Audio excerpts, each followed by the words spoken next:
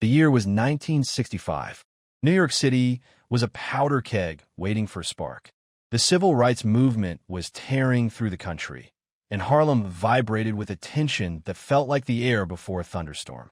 At the center of it all stood Ellsworth Bumpy Johnson. To the police, he was a criminal, a man who controlled Harlem's numbers racket with ruthless precision. To the people of Harlem, he was something far more complicated, a protector, a provider, a man who stood tall when the world demanded he bow. But to Julian Westbrook, the star anchor of City in Focus, Bumpy Johnson was nothing more than a target. Julian Westbrook was the face of New York media, polished, privileged, and untouchable. Night after night, from behind his mahogany desk at Rockefeller Center, he told suburban America who to fear. His racism wasn't loud or violent. It lived in smirks, loaded questions, and the quiet certainty that he was superior. The interview was Westbrook's idea. Ratings were slipping, and he needed a spectacle. He wanted to drag the king of Harlem into the studio lights and expose him as a savage criminal. Officially, it was a public service. Privately, Westbrook was honest. "I'm going to break him," he told his producer. "I'll make him lose control on live television. Once America sees what he really is, the police will finish the job." When the invitation reached Bumpy's Lenox Terrace apartment, his lieutenants were united. "Don't go. He controls the microphones. He controls the cameras," warned Whispers, his longtime confidant. "You walk into his house, you play by his rules." Bumpy knew it was a trap, but refusing would look like fear, and Bumpy Johnson never allowed that. "I'm going," he said calmly. "He thinks he's inviting a caricature. He doesn't know he's inviting a man who reads Nietzsche and plays chess." The day of the interview was bitterly cold. Bumpy dressed like a general preparing for battle. A charcoal Italian suit, crisp white shirt, burgundy silk tie, fedora tilted just right. He didn't look like a gangster. He looked like power. The drive from Harlem to Midtown felt like crossing worlds. South of 110th Street, the city changed. Faces turned white, rhythms turned cold. When the Cadillac stopped at Rockefeller Center, the hostility was immediate. The doorman hesitated. No greeting. No respect. Inside, the marble lobby fell silent. Heads turned. A black man didn't walk through those doors dressed like that, unless he was meant to serve. His presence was an insult. The desk. A nervous receptionist forced a smile. "Mr. Johnson, security will need to check you." Two guards stepped forward, ex-cops with hands near their belts. One moved too close, testing him. Bumpy Johnson didn't flinch. "Arms out," the guard grunted. "Standard procedure." Nat Pettigrew, Bumpy's bodyguard, stepped forward, fist tightening, but Bumpy raised a hand. One look stopped him. Bumpy faced the guard. He didn't raise his arms. He held the man's eyes until the guard blinked. "I'm a guest of Mr. Westbrook," Bumpy said calmly. His voice wasn't loud, but it cut through the lobby. "I was invited. I am unarmed. My men are unarmed." He leaned in slightly. "If you touch me, I will walk out that door. Tonight, 3 million people will be staring at an empty chair. And by tomorrow morning, you'll be looking for work on the docks." The guard hesitated. He glanced at the receptionist, pale. At the clock. 40 minutes to air. Westbrook would destroy him if the guest left. The guard stepped back, muttering. "Right this way," the receptionist whispered. They moved down long, carpeted corridors lined with portraits of famous white men. Anchors, politicians, actors. Behind glass doors, writers froze mid-sentence. Typing stopped. Faces appeared. "That's him. The gangster. The killer." They were shown into a green room. Small, beige, a bowl of stale fruit on the table. The message was clear. Senators got champagne. Movie stars got flowers. This room was a cell. Bumpy didn't sit. He stood, studying the walls. 10 minutes later, Julian Westbrook entered. In person, he was taller than on television. Immaculately groomed. Hair slicked tight. Teeth blinding. He smelled of expensive cologne and entitlement. He didn't greet a guest. He inspected a specimen. "Mr. Johnson," Westbrook said. "No Hans check. I'm glad you showed up. Frankly, we weren't sure you had the nerve." "I've never lacked nerve," Bumpy replied.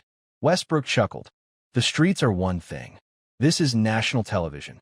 There are rules, decency, decorum. He stepped closer, voice dropping into something patronizing.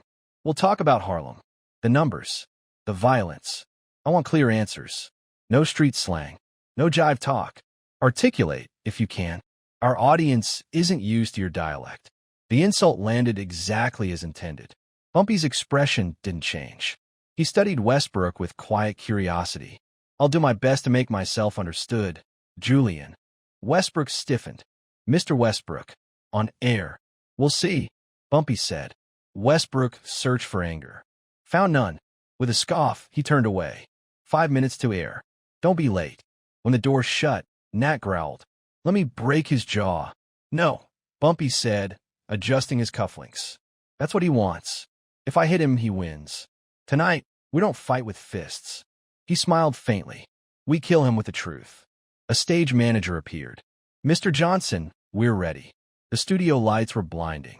Cameras loomed. Heat radiated from above. The audience, 300 people, almost all white, fell silent as Bumpy stepped out. Westbrook sat behind his desk, reviewing notes. Opposite him waited a plain wooden chair. Bumpy sat, crossed his legs, folded his hands. Comfortable, regal. A makeup artist dabbed Westbrook's face, then hesitated near Bumpy. I'm fine, darling, Bumpy said. I don't wear a mask. Westbrook bristled. 30 seconds, the stage manager called. Red lights flared. Good evening, Westbrook said smoothly. I'm Julian Westbrook, and this is City in Focus tonight. We bring you a special and controversial program, Westbrook said, taking the audience inside what he called the dark heart of Harlem, a world of vice and violence. Introducing the man who claimed to be its mayor, but whom police called its cancer, Ellsworth Johnson, known as Bumpy.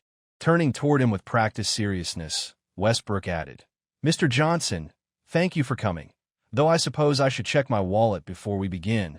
Drawing cheap, predictable laughter from the audience. Bumpy didn't react. He waited until the laughter died before replying evenly. You're welcome to check your wallet, Mr. Westbrook, but you'll find the only people stealing from the poor in this city are sitting in banks downtown, not living in Harlem. The room fell silent. Westbrook's smile cracking for just a moment before he dismissed it as clever and pivoted to accusations, calling Bumpy a predator whose numbers racket drained the savings of his own people, sneering at his Italian suit, and asking how he justified taking milk money from starving families.